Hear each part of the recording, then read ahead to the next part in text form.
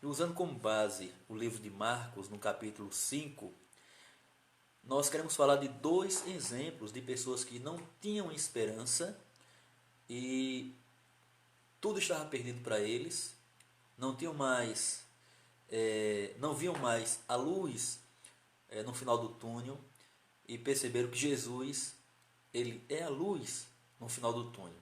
Marcos capítulo 5, versículo 21, primeiramente fala de uma mulher que há muito tempo ela sofria, exatamente há 12 anos, ela sofria de um mal, ela sofria de uma doença, né, chamada fluxo de sangue, né, aquela questão da mulher ela menstruar, né, constantemente. E há 12 anos ela sofria deste mal. E conforme a cultura judaica, a cultura de Israel na época de Cristo, então uma mulher quando estava nessa situação, ela era afastada da sociedade durante esse período. Agora, meus amados, imagina que para uma mulher, se apenas o período era difícil, imagina 12 anos que essa mulher sofria deste problema de fluxo de sangue. E a palavra nos diz: e foi com ele, e seguia uma grande multidão que o apertava. E certa mulher que havia 12 anos tinha um fluxo de sangue e que havia padecido muito com muitos médicos e despedindo tudo quanto tinha, nada lhe aproveitando isso, antes indo de mal a pior.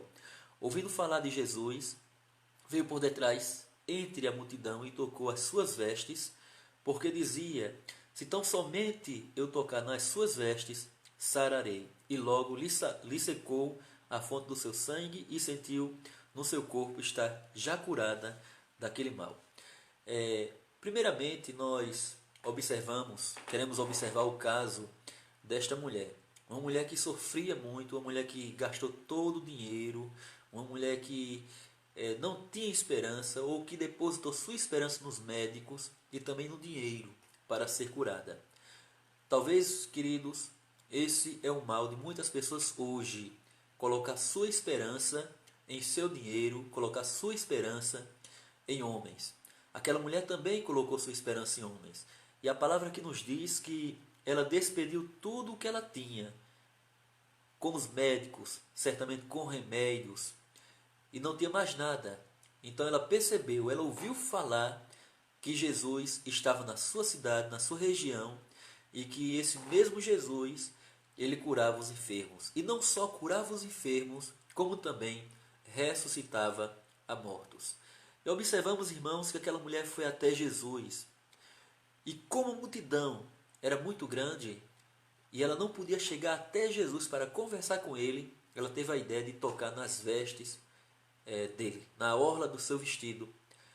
E ela pensou consigo mesmo: se tão somente nas, tocar nas suas vestes, eu sararei.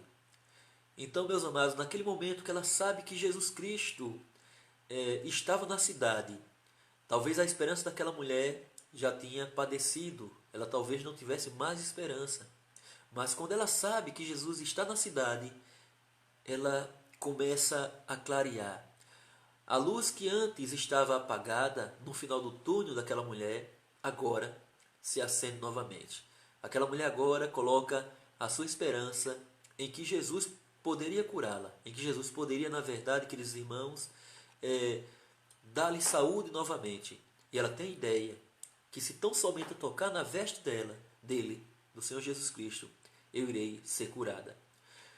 E observamos, irmãos, que no versículo 30, o Senhor Jesus, ele conhecendo que saiu virtude de si mesmo, voltou-se para a multidão e disse: quem tocou nas minhas vestes? Essa foi a pergunta que Jesus fez naquele momento. Quem tocou em minhas vestes? Quem foi que me tocou? E essa pergunta de Jesus talvez criou um certo mal-estar por parte dos discípulos, porque eles disseram no versículo 31: como é que perguntas quem me tocou? Tu vês que a multidão te aperta e dizes quem me tocou? Mas Jesus reconhecia que aquele toque daquela mulher era um toque diferente. Aquele toque era o toque da fé. Aquele toque era o toque da esperança. Aquele toque era o toque da cura. Jesus sabia, irmãos, que aquele tocar daquela mulher era diferenciado. Percebemos que havia uma multidão. A multidão certamente apertava Jesus, certamente tocava na veste de Jesus, mas aquele toque ali foi específico, aquele toque foi diferente. Talvez hoje você tenha algum problema de saúde também.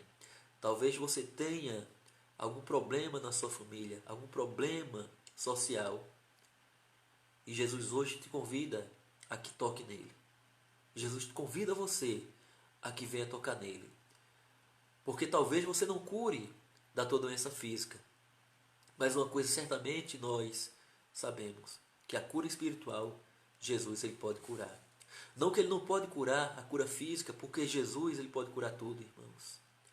Não há nada impossível para o nosso mestre.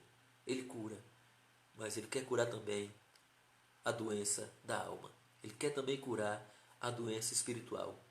E observamos, irmãos, que no versículo 32 nos é dito: e ele olhava em redor para ver a que isto fizera. Ou seja, Jesus sabia que aquela mulher estava ali. Jesus sabia quem era a mulher. Porque Jesus sabe tudo, irmãos. Ele é Deus. Ele é onipresente, ele é onisciente, ele é onipotente. Ele sabia que aquela mulher o havia tocado. Ele sabia quem era aquela mulher. Mas ele olha, observa, ele prescruta para que aquela mulher se declare, para que aquela mulher confesse publicamente. E é isso, meus amados, que ela faz. Então a mulher que sabia o que lhe tinha acontecido, temendo e tremendo, aproximou-se e prostrou-se diante dele e disse-lhe toda a verdade. Versículo 34 diz: e ele lhe disse: filha, a tua fé te salvou. Vai em paz e ser curada deste teu mal. Primeiramente observamos a mulher que não tinha esperança, mas ela depositou sua esperança em Jesus Cristo. Vemos uma mulher que gastou tudo o que tinha, gastou todo o dinheiro, gastou dinheiro com os médicos, com remédios, estava afastada da sua família, estava afastada do seu lar, mas naquele momento a esperança daquela mulher voltou, não para gastar dinheiro, não para despedir tudo que ela tinha, mas colocar sua fé em Jesus Cristo. Ela passou a ter esperança. Outro caso, queridos, que nós observamos de que Jesus ele é a esperança para o desesperançado, foi a filha de Jairo. Quem era Jairo, queridos irmãos? A palavra que fala que Jairo ele era o principal do sacerdote, o principal da sinagoga, perdão.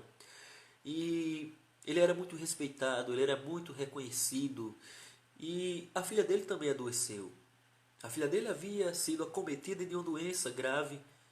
E talvez aquele homem também tinha gasto todo o seu dinheiro com médicos, com remédios, talvez com curandeiros, porque havia isso em Israel, no mundo antigo. Mas veja, meus amados, que todo o dinheiro que ele tinha foi insuficiente para curar sua filha. Todo o dinheiro que ele tinha e todo o remédio que ele tinha em mãos foi insuficiente para dar cura à sua filha. E aquele homem viu que não tinha mais jeito. Aquele homem viu que a sua filha iria morrer. A quem ele vai? A Jesus Cristo. A esperança naquele momento passa a clarear, passa a acender. E aquele homem vai a Jesus Cristo, porque ele sabe, queridos irmãos, que Jesus Cristo é a sua esperança. Ele passa a saber que Jesus é a sua esperança. E a palavra, queridos, aqui nos diz: e passando Jesus, versículo 21, outra vez no barco, para outro lado, ajuntou-se a ele uma grande multidão, e ele estava junto ao mar. E eis que chegou um dos principais da sinagoga, por nome Jairo, e vendo-o prostrou-se aos seus pés, e rogava-lhe muito, dizendo: minha filha está moribunda, ou minha filha está doente. Rogo-te que venhas e lhe imponhas as mãos, para que ela sare. Veja, meus amados, que aquele homem, ele não pediu muita coisa. Aquele homem não pediu que Jesus proferisse palavras. Aquele homem não pediu que Jesus orasse. Aquele homem pediu apenas que Jesus colocasse a mão sobre sua filha, para que ela viesse a ser curada. Outro homem que viu que a esperança estava em Jesus Cristo. O homem que até o momento não tinha esperança. O homem desesperançado.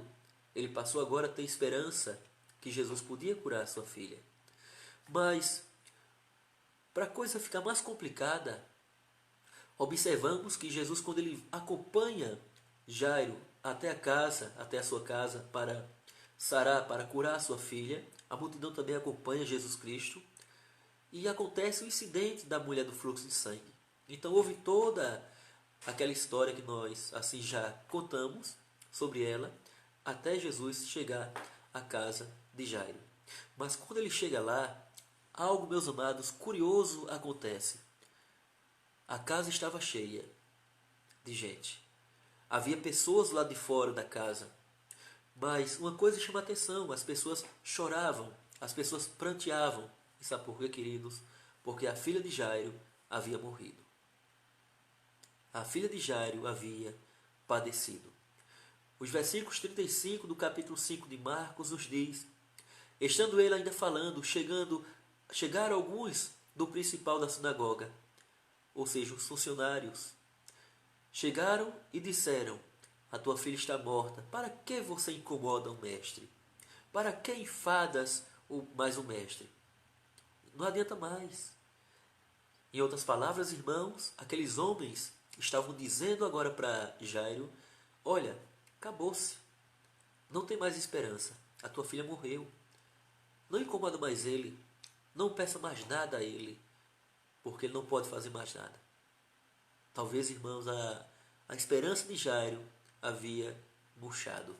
Mas veja a resposta de Jesus, não só para Jairo, mas também, queridos irmãos, para todos que estavam ao seu redor.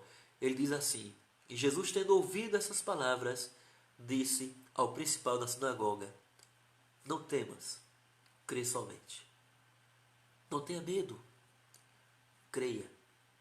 A tua filha, ela não está morta, ela dorme. E quando Jesus ele pronuncia, meus amados, no versículo 39, que a criança que tinha 12 anos, olha a coincidência, a mulher do fluxo de sangue, há 12 anos, ela padecia de um mal. A filha de Lázaro tinha 12 anos, era um adolescente. E Jesus diz não só para a multidão, para Lázaro, para Jairo, ele diz também para a multidão: olha, não temas, a menina não está morta. A menina, ela dorme, ela está dormindo. Então bastou Jesus dizer isso para que começassem a rir dele, para que começassem a debochar dele. Então vemos, irmãos, a incredulidade do ser humano. Talvez você não creia que Jesus ele pode fazer algo na tua vida. Talvez você não creia que Jesus ele pode restaurar a tua vida, restaurar a tua família. Talvez alguém venha dizer para você que Jesus ele pode restaurar o teu lar. E talvez você ri. E talvez você não crê nisto. Como também aqueles homens se tornaram incrédulos. Porque o ser humano ele só vê o que está à frente dele. Ele não vê além. Ele não vê com o olhar de Deus. Ele via a criança morta. Eles viram a criança morta. Eles viram a criança sem respirar. E aí, queridos irmãos, eles dizem, começam a rir, começam a zombar. E Jesus diz: olha, ela está morta. Versículo 40 diz: e riam-se dele. Porém, ele, tendo os feito sair, tomou consigo o pai e a mãe da criança, ou da menina, e os que com ele estavam, e entrou onde a menina estava deitada, onde ela estava morta. E aí, meus amados, ele toma a menina pela mão e ele fala: Talita cumi, que quer dizer, queridos irmãos, a tradução é: menina, a ti eu te digo, levanta-te. Olha que palavra, irmãos. Se começaram a zombar de Jesus Cristo, porque Jesus disse que ela estava dormindo, imagina, queridos irmãos, quando Jesus diz: menina, levanta-te. Ele toma pela mão, diz: criança, levanta, acorda. E nós observamos, irmãos, que no versículo 42 o milagre aconteceu. E logo a menina se levantou e andava, pois já tinha 12 anos, e assombraram-se com grande espanto. Sabe por quê, queridos irmãos? Porque o mundo em que nós vivemos é um mundo incrédulo. E quando vê o agir de Deus na vida do ser humano, e quando vê um milagre como este, então observe que a palavra de Deus diz aqui que as pessoas se assombraram com grande espanto, porque até o momento a menina não dormia, estava morta. Mas para Jesus Cristo, que é o dono da vida, aquele que pode restaurar vidas, a menina apenas dormia. Talvez a sua fé morreu, talvez a sua fé murchou, mas Jesus ele diz neste momento, levanta-te. Jesus diz neste momento, acorda. Jesus ele pode fazer algo pela tua vida. Nós temos um índice muito grande aqui na região do sertão de pessoas que têm tirado a própria vida. Problemas que têm acometido de dívidas, talvez relacionamento, e essas pessoas acham que o caminho é tirar a própria vida para se livrar do problema. Mas eu quero dizer que Jesus Cristo ele é a esperança para o desesperançado. Nós tivemos aqui dois casos. O caso da mulher do fluxo de sangue, que há muito tempo ela sofria com aquele mal. E temos o caso da filha de Lázaro, que não estava doente mais, ela já tinha morrido. E Jesus curou a mulher do fluxo de sangue e também curou ou ressuscitou a filha de Lázaro. Ele também pode ressuscitar a tua vida espiritual. Jesus é aquele que pode te dar a salvação. Jesus é aquele que é a nossa única esperança para uma sociedade que não tem mais esperança. Para uma sociedade que já está enfadada com os problemas que nós temos vivido. Que Deus, pois, assim abençoe sua vida e que você possa refletir nesta palavra.